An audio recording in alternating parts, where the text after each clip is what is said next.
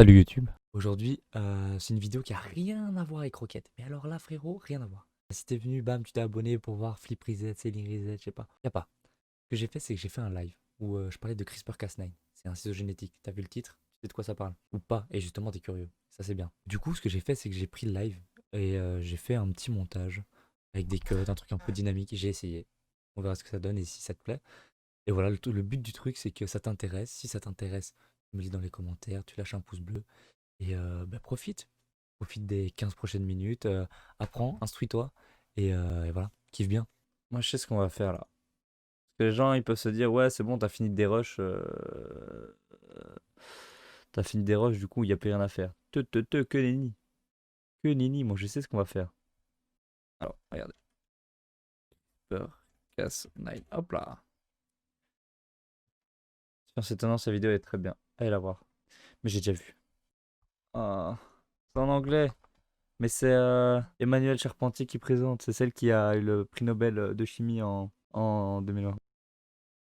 Alors, CRISPR, c'est quoi? CRISPR, c'est un ciseau génétique permet en gros d'aller dans l'ADN. L'ADN, je sais pas si tu vois ce que c'est, mais en gros, l'ADN, c'est une sorte. Imaginez ça comme la double hélice. T'as sûrement déjà vu ça. C'est une double hélice qui s'entortille et qui est une suite de bases azotées. Et les liquides, c'est A, C, T, G. Et en gros, ils vont de pair. Et du coup, quand tu mets tous ces lettres l'une à la suite de l'autre, tu obtiens le génome humain.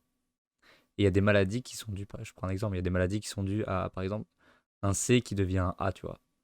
Et du coup, ça fait des maladies héréditaires parce que c'est dans le génome, donc tu transmets ça à tes enfants. Et en fait, grâce à CRISPR, tu peux aller dans le génome, couper la partie qui t'intéresse pas, la remplacer par une autre partie qui, elle, t'intéresse grâce à je sais plus quel phénomène, mais il y a un phénomène qui fait que si tu mets la séquence que tu veux dans la cellule va le prendre et va combler le trou que tu viens de couper. Et du coup, tu auras remplacé la partie de l'ADN qui était corrompue, si tu veux. Et du coup, on a découvert ça en 2017. Non, non, on a découvert ça en 1987, mais on savait pas à quoi ça servait. Et je crois qu'en 2017, il y a eu des vraies avancées. Et là, en 2020, tu as Emmanuel Charpentier. C'est elle. Elle, c'est la boss du game, si tu veux. Alors, elle est top 1 sur CRISPR-Cas9. Merci, j'ai plus ou moins compris. C'est genre, tu prends la partie de l'ADN qui est pas bien. C'est ça. Donc, tu as ton génome, tu coupes, tu retires, tu remplaces, plus de maladie. Alors, forcément, que pour quelqu'un qui est malade et qui est déjà adulte et qui a des milliards de cellules, bah, ça va servir à pas grand-chose. Par exemple, si cette personne va avoir un enfant, bah, tu prends le zygote, qui est la première cellule, desquelles vont découler toutes les cellules d'un organisme, et hop, tu remplaces directement dans le zygote. Et du coup, forcément, comme après, je sais pas si tu as déjà vu, hein, mais il y a un truc qui s'appelle la mitose, donc c'est la cellule qui se divise. Donc le zygote va donner 2, puis ces 2 vont en donner 4, puis ces 4 vont en donner 8, etc. Et grâce à ça, bah, toutes les cellules seront saines et seront pas malades. Et c'est un truc de fou. Et ça a plein d'applications. Par exemple, tu sais, aujourd'hui, l'animal qui tue le plus d'êtres humains, c'est le moustique parce qu'il transmet la malaria et d'autres maladies. Ouais, et du coup, par exemple, la malaria, qui est une maladie qui tue 700 000 humains, enfin, personnes par an, c'est énorme. Ben, on pourrait rendre, par exemple, les moustiques résistants à la malaria avec ce ciseau génétique en modifiant leur génome. Et du coup, qu'est-ce que ça ferait? Ça ferait que les moustiques transmettraient plus la maladie et qu'il y aurait 700 000 personnes en moins par an qui mourraient, enfin qui resteraient en vie grâce à ça, tu vois. Et ça a plein d'applications, mais ça a des applications de ouf parce que là, je te parle d'un truc, c'est guérir une maladie, c'est empêcher que des gens meurent, c'est lourd, tu vois. Mais on pourra faire ce qu'on appelle des bébés sur commande, quoi. Tu pourras dire, ouais, je veux que mon gosse, il ait les yeux bleus, qu'il fasse 1m90, qu'il ait tel ou tel gène. Et ça, tu vois, c'est un peu flippant, c'est ce qu'on appelle l'eugénisme. L'eugénisme, c'est vraiment pas, c'est pas fou, tu vois.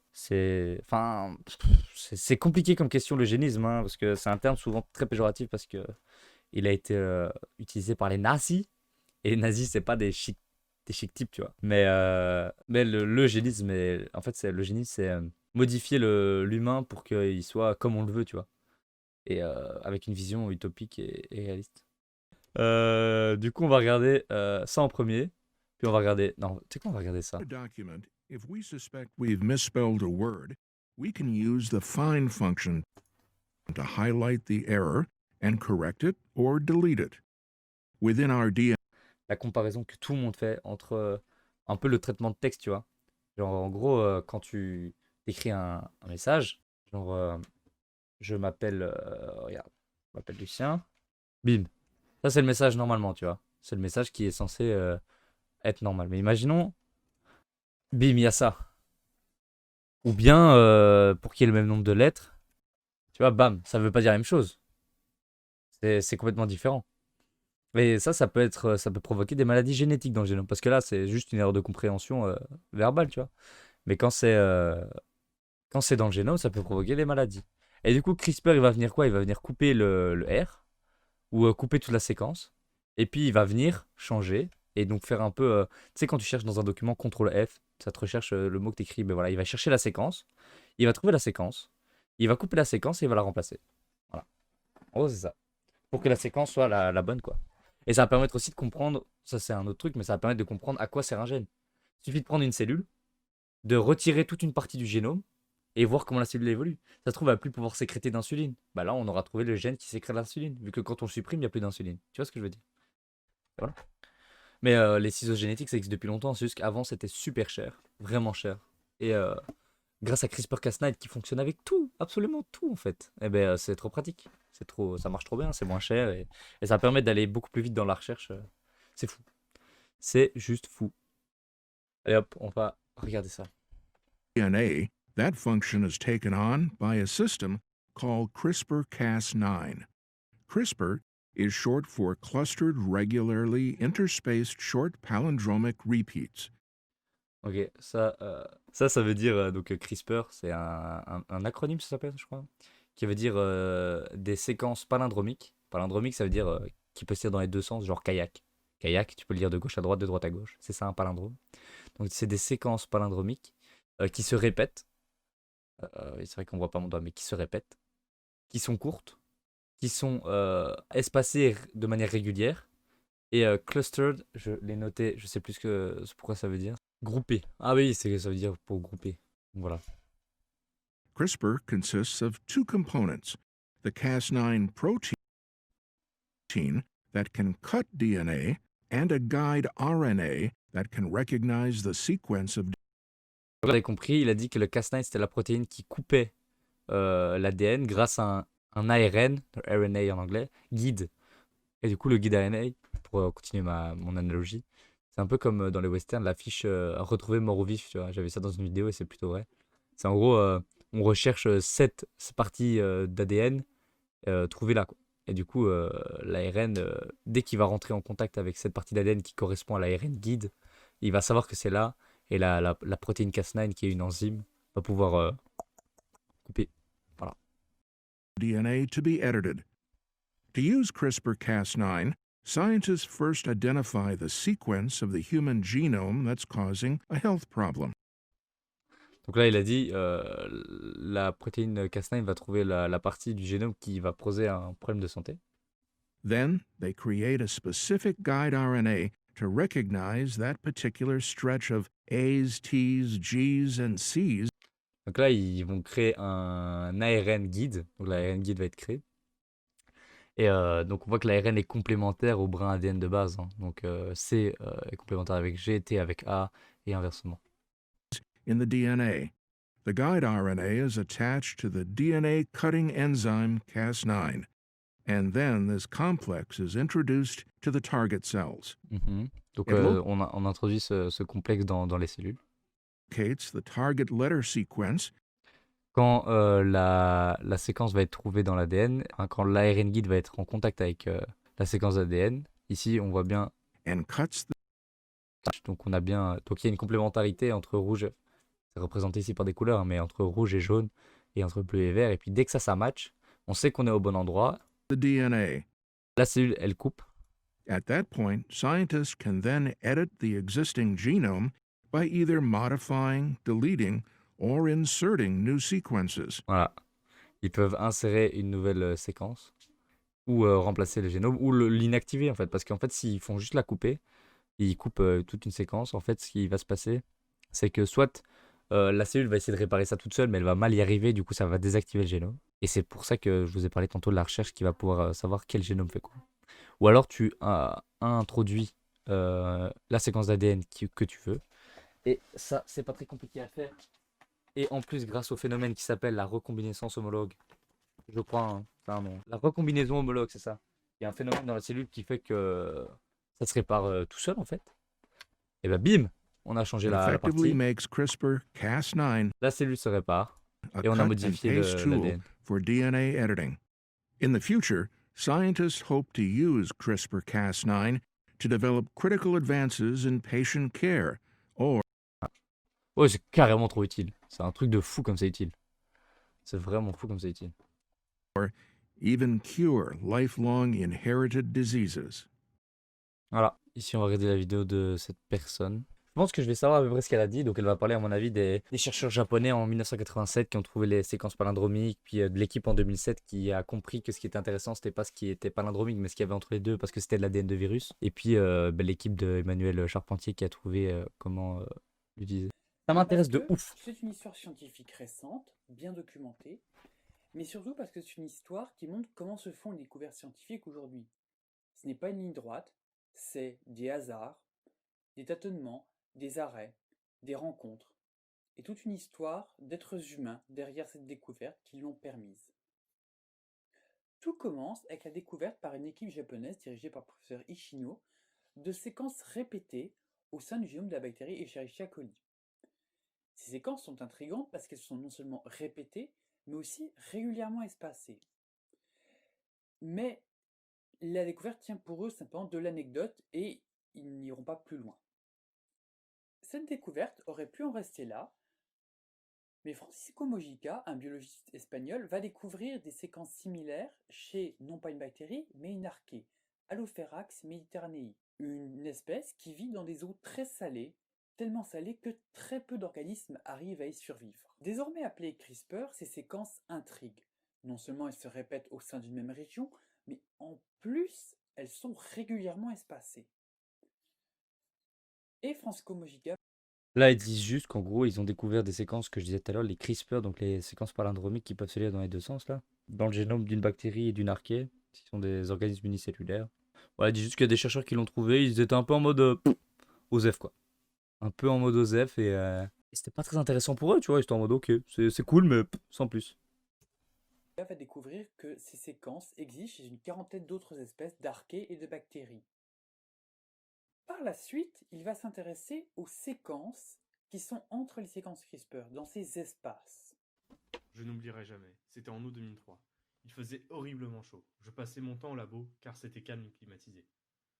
Dans une souche, j'ai vu un premier espaceur qui correspondait à un phage contre lequel la souche était justement résistante. Tout de suite, j'ai pensé que ça pouvait être un système immunitaire adaptatif. J'ai foncé à la plage dire à ma femme que j'avais découvert un truc incroyable. Je n'en avais pas encore la preuve, mais j'en étais sûr. Je lui ai même parlé du Nobel.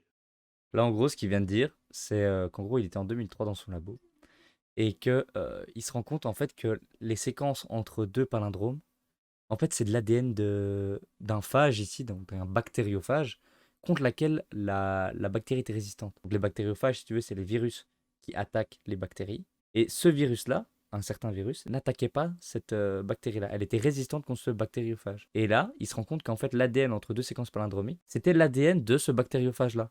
Et il se dit, il y a d'office un lien entre cette résistance à ce bactériophage et le fait que dans son ADN, cette bactérie est de l'ADN de virus. Alors qu'une bactérie, c'est pas du tout censé avoir de l'ADN de virus. Et du coup, là, il se dit, c'est écrit ici, j'ai pensé que ça pouvait être un système immunitaire adaptatif. Directement, il a pensé au fait que c'était un système immunitaire qui fonctionnait un peu comme nos vaccins. Nous. Donc, les vaccins qu'on fait nous aujourd'hui, c'est on t'injecte le pathogène pour que ton corps, mais à une dose très faible, pour que ton corps soit en contact avec l'agent pathogène, donc le virus, qui développe des anticorps et qui garde en mémoire parce que ton corps se souvient des, des attaques qu'il a subies. Donc, si jamais tu es de nouveau en contact avec le tétanos, par exemple, eh bien, il aura déjà les anticorps, si tu veux, c'est les soldats du corps humain, pour attaquer le virus et y faire face de manière beaucoup plus efficace que s'il n'avait jamais été en contact avec le virus. Ça, c'est le principe du vaccin. Gilles Verneau et Christine Pourcel de l'Université d'Orsay ont eux aussi découvert ces séquences en comparant des souches de Yesmina pestis, la bactérie responsable de la peste. Les deux scientifiques observent que de nouvelles séquences CRISPR sont présentes chez certaines souches. Et entre ces séquences CRISPR, ils découvrent l'ADN de bactériophages, des virus qui infectent les bactéries. Voilà. Ouais, en gros, il dit qu'il y a d'autres chercheurs qui ont trouvé les mêmes résultats que le chercheur espagnol, alors qu'ils n'étaient pas du tout au courant, ce qui prouve bien que c'est C'est bon signe, quoi. Si deux équipes différentes trouvent le même résultat, c'est que c'est probablement vrai, tu vois. Mais encore faut-il prouver l'efficacité de ce supposé système immunitaire de bactéries. Financer, bah, parce que aujourd'hui, si on veut financer un projet scientifique, faut être sûr que ça rapporte quelque chose, donc de la thune, de la propriété intellectuelle. Et qu'il y a des chercheurs qui ont proposé à d'autres boîtes. Il y a une boîte qui a refusé parce qu'elle ne voulait pas. Elle voulait pas, elle trouvait que ça lui rapporterait pas assez. Ils ont proposé à Nestlé. Donc Nestlé, c'est un géant de l'agroalimentaire. Ils ont plein de trucs, ils sont super riches. Et ils ont dit, on vous finance, mais en gros, tout ce que vous allez trouver, c'est pour nous, quoi. Donc toute la propriété intellectuelle, on appelle ça, c'est pour la boîte Nestlé. Et la propriété intellectuelle, ça peut vite être dangereux si c'est des gros groupes qui l'ont, parce que s'ils peuvent bloquer, ils peuvent en abuser d'avoir cette propriété intellectuelle. Du coup, ils ont fusé les scientifiques, et là, une boîte danoise, Danesco, qui s'est vite fait intéresser au truc, qui est une boîte privée qui fait des yaourts, en gros, et qui était forcément intéressée à rendre parce que le yaourt, ça fonctionne avec des bactéries, tu vois. Si ces bactéries sont plus résistantes aux bactériophages, t'as un meilleur rendement au niveau du yaourt. Et donc, t'es plus intéressant, et donc tu peux vendre ces cellules à d'autres gens et du coup gagner de la thune. Donc eux étaient intéressés. Et c'est pour ça qu'il y a eu cette étude qui est sortie en mars 2007, grâce à Danesco, je crois. Je crois que c'était ça le nom de la boîte danoise. Mais de base, les gens étaient en mode, ok, c'est une boîte privée, donc ce sera pas objectif, ça va pas être une bonne étude, parce qu'une étude, c'est mieux quand c'est objectif et qu'il n'y a pas d'enjeu économique. Là, il y avait des enjeux économiques, donc on s'est dit, ça pue, alors qu'en fait, non, l'étude était très bien. D'autres outils existent déjà pour découper l'ADN. Elle dit en gros qu'avant, donc les ciseaux génétiques, on les connaissait avant CRISPR-Cas9, ça existait déjà, c'est juste qu'elle va dire, enfin j'imagine, que c'est super cher et que voilà. Notamment les nucléases d'oie de zinc. Mais ces molécules sont très chères. En effet, elles doivent être Ouais. designées spécifiquement pour chaque séquence. Impossible de les réutiliser ensuite pour d'autres expériences. C'est ça. Emmanuel Charpentier et Jennifer Doudna sont passés à la postérité comme les deux inventrices du dispositif CRISPR-Cas9. Mhm. Et depuis, ces deux femmes accumulent les titres. 35, avec les titres honorifiques. À croire qu'il manque de candidats. Je ne savais pas qu'il existait autant de prix de recherche. Je ne compte plus. Ce n'est pas ça l'important. Peut-être que l'important c'est de voir enfin des femmes scientifiques reconnues immédiatement pour leurs travaux. N'est-ce pas, Rosalind? Merci d'avoir regardé cette vidéo. Alors fais pas gaffe, il y a eu quelques imprécisions, des fois je me trompe de mots, je bafouille un peu. C'est normal, c'était en live, c'est du direct, j'avais rien préparé.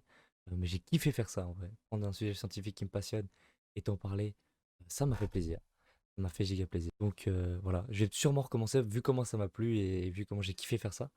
Mais voilà. En tout cas, j'espère que ça t'a plu à toi. Lâche un like, abonne-toi, comme je disais en début de vidéo, si ça t'a plu. Et même si c'était pas du Rocket, j'espère que ça t'a intéressé. Donc voilà, sur ce, ciao!